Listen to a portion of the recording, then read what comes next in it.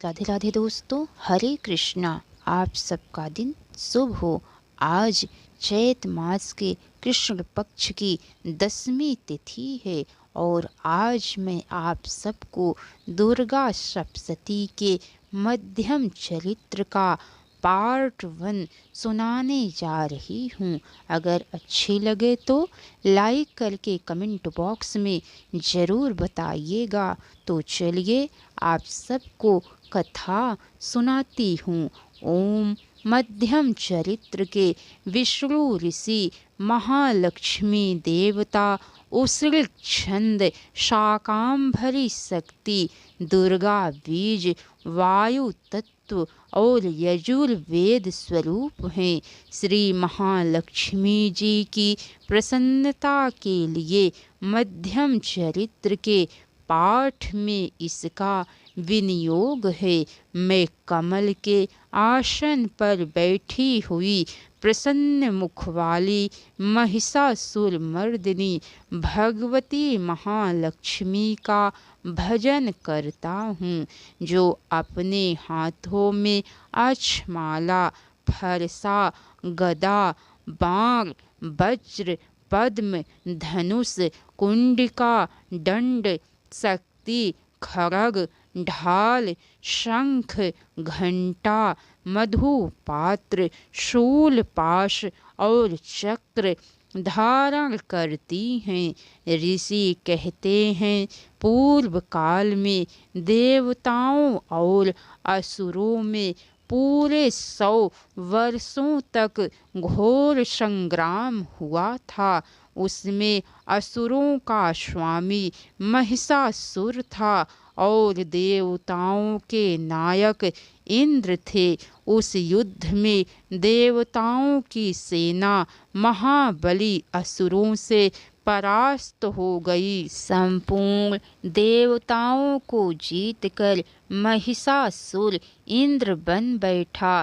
तब पराजित देवता प्रजापति ब्रह्मा जी को आगे करके उस स्थान पर गए जहाँ भगवान शंकर और विष्णु विराजमान थे।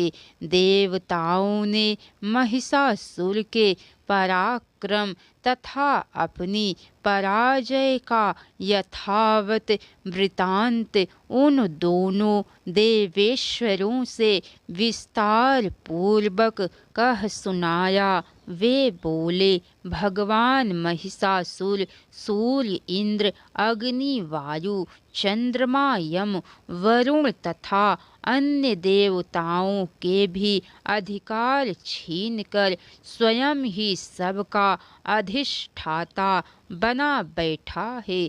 उस दुरात्मा महिष ने समस्त देवताओं को स्वर्ग से निकाल दिया है। अब वे मनुष्यों की भांति पृथ्वी पर विचरते हैं। दैत्यों की यह सारी करतूत हमने आप लोगों से कह सुनाई। अब हम आपकी ही शरण में आए हैं। इसके वध का कोई उपाय सोचिए। इस प्रकार देवताओं के वचन सुनकर भगवान विष्णु और शिव ने दैत्यों पर बड़ा क्रोध किया। उनकी भौहें तन गई और मुख टेढ़ा हो गया। तब अत्यंत कोप में भरे हुए चक्रपाणी श्री विष्णु के मुख से एक महान तेज प्रकट हुआ। इसी प्रकार ब्रह्मा, शंकर तथा इंद्र आदि अन्य अन्य देवताओं के शरीर से भी बड़ा भारी तेज निकला। वह सब मिलकर एक हो गया। महान तेज का वह पुंज ज्वाज्वल्यमान पर्वत सा जान पड़ा। देवताओं ने देखा, वहाँ उसकी ज्वालाएं संपूर्ण दिशाओं में व्याप्त हो रही थी। संपूर्ण देवताओं के शरीर से प्रकट हुए उस तेज की कहीं तुलना नहीं थी। एकत्रित होने पर वह एक नारी के रूप में परिणत हो गया और अपने प्रकाश से तीनों लोकों में व्याप्त जान पड़ा। भगवान शंकर का जो तेज था उससे उस देवी का मुख प्रकट हुआ। यमराज के तेज से उसके सिर में बाल निकल आए। श्री विष्णु भगवान के तेज से उसकी भुजाएं उत्पन्न हुई। चंद्रमा के तेज से दोनों स्तनों का और इंद्र के तेज से मध्य भाग कटी प्रदेश का प्रादुर्भाव हुआ।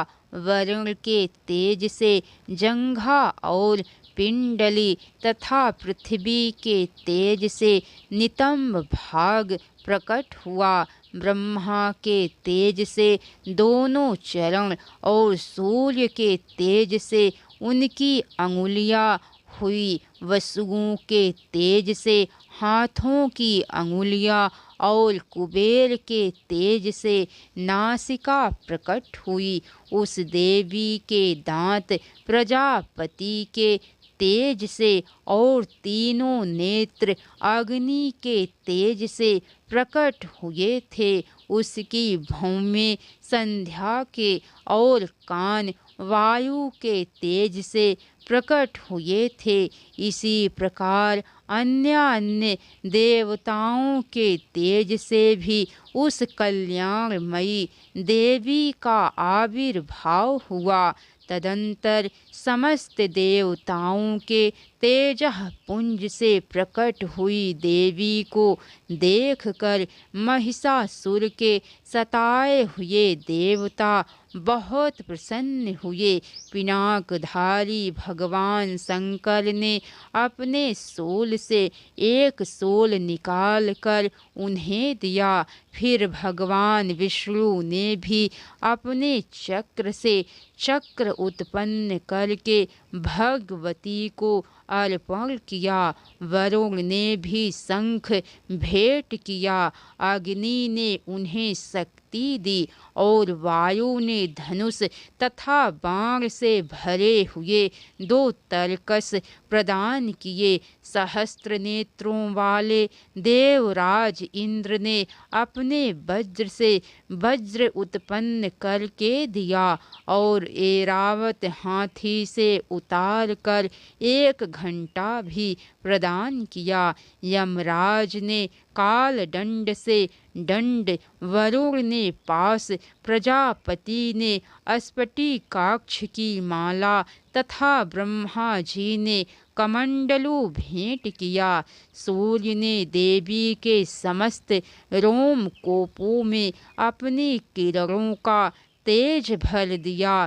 काल ने उन्हें चमकती हुई ढाल और तलवार दी। क्षीर समुद्र ने उज्ज्वल हार तथा कभी जीर्ण न होने वाले 2 दिव्य वस्त्र भेंट किए।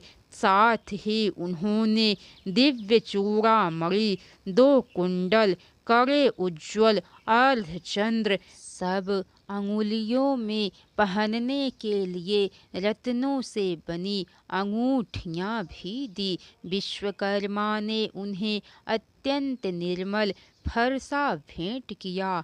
साथ ही अनेक प्रकार के अस्त्र और अभेद कवच दिए। इनके सिवा मस्तक और वक्ष स्थल पर धारण करने के लिए कभी ना कुम्हलाने वाले कमलों की मालाएं दी। जलधि ने उन्हें सुंदर कमल का फूल भेंट किया। हिमालय ने सवारी के लिए सिंह तथा भांति भांति के रत्न समर्पित किए। धनाक्ष कुबेर ने मधु से भरा पान पात्र दिया तथा संपूर्ण नागों के राजा शेष ने जो इस पृथ्वी को धारण करते हैं उन्हें बहुमूल्य मणियों से विभूषित नागहार भेंट किया। इसी प्रकार अन्य देवताओं ने भी आभूषण और अस्त्र शस्त्र देकर देवी का सम्मान किया। तत्पश्चात उन्होंने बारंबार अट्टहास पूर्वक उच्च स्वर से गर्जना की। उनके भयंकर नाद से संपूर्ण आकाश गूंज उठा। देवी का वह अत्यंत उच्च स्वर से किया हुआ सिंहनाद कहीं समा न सका। आकाश उसके सामने लघु प्रतीत होने लगा। उससे बड़े जोर की ध्वनि उत्पन्न हुई, जिससे संपूर्ण विश्व में हलचल मच गई और समुद्र कांप उठे, पृथ्वी डोलने लगी और समस्त पर्वत हिलने लगे। उस समय देवताओं ने अत्यंत प्रसन्नता के साथ सिंहवाहिनी भवानी से कहा, देवी तुम्हारी जय हो। साथ ही महर्षियों ने भक्ति भाव से विनम्र होकर उनका स्तवन किया। राधे राधे दोस्तों, हरे कृष्णा। तो कैसी लगी कथा लाइक करके कमेंट बॉक्स में ज़रूर बताइएगा। इसके आगे की कथा दोस्तों आप सबको कल सुनने को मिलेंगी। जय माता दी, हर हर महादेव।